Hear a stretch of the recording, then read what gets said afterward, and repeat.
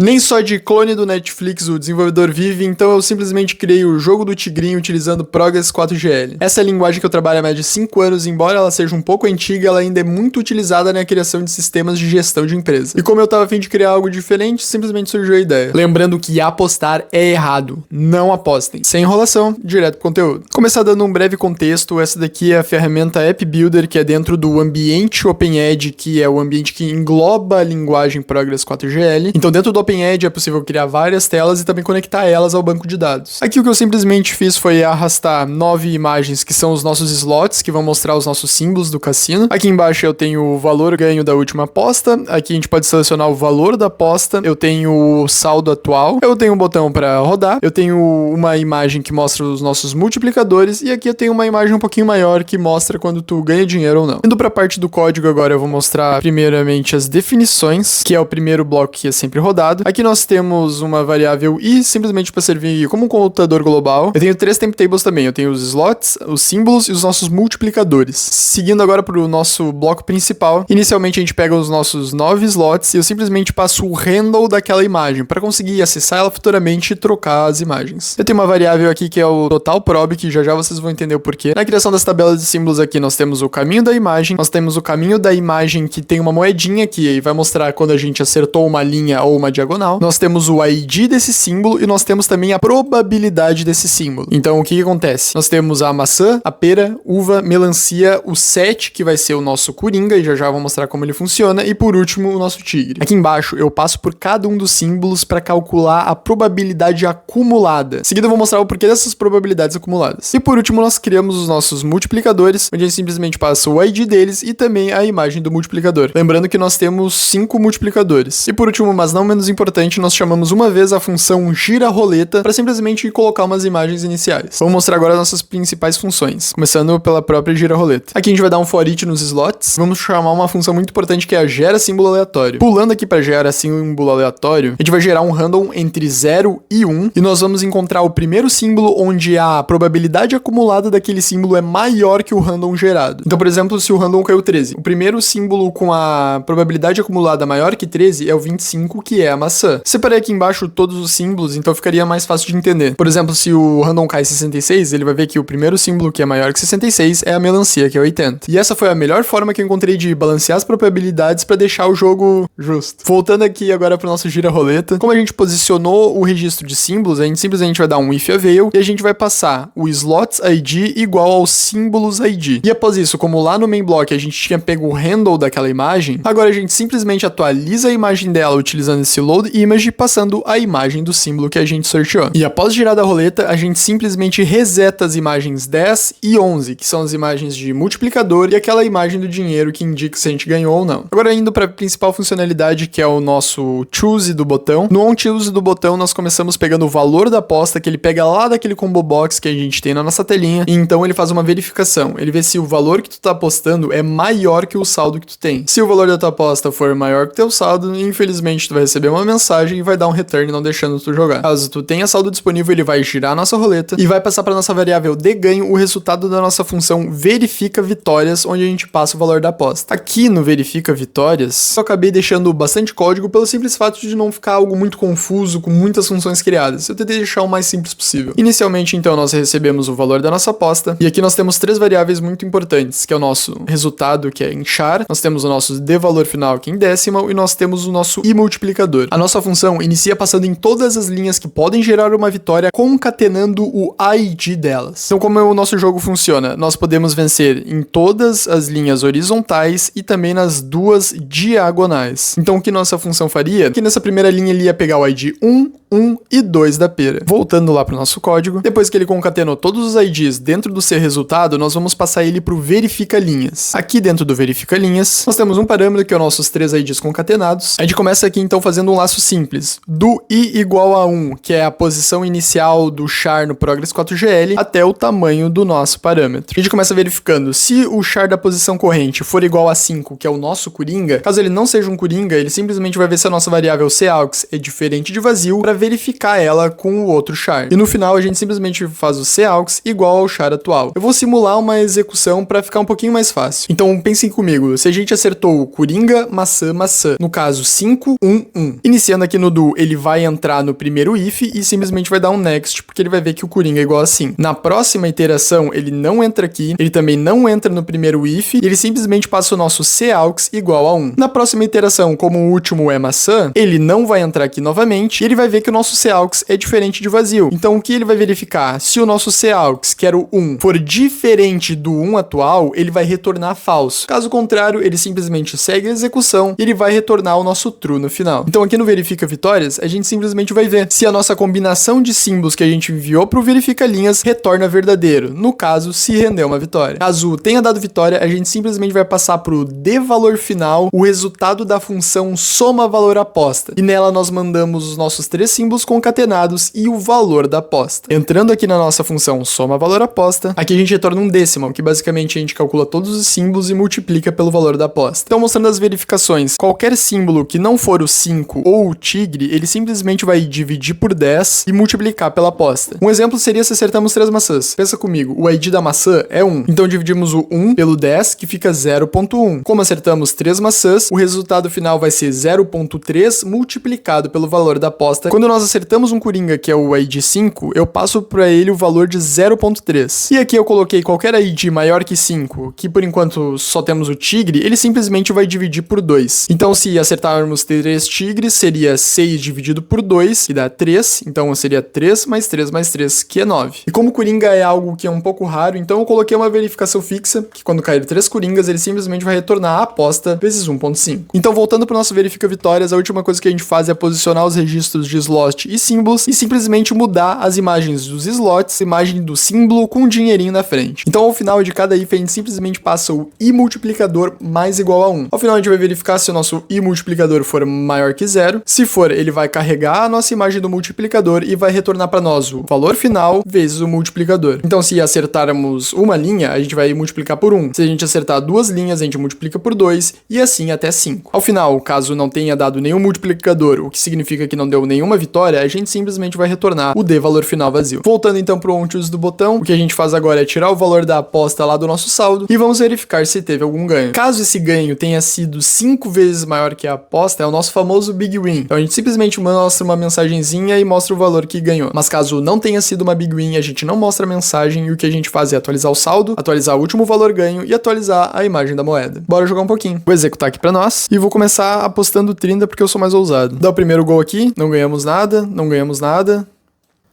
É, gurizada, ele não tá pagando hoje. Aí, ó. Apostamos 30, voltou R$1,08, ó. Vezes 2x. Estamos com 9,28 agora. Vamos jogar mais um pouquinho. Vamos ver até onde a gente vai. Ó, pagou pagou uma aposta e mais 6 centavos. Vamos apostar mais um pouquinho. Pagou mais. Vamos ver se a gente consegue uma Big Win aqui.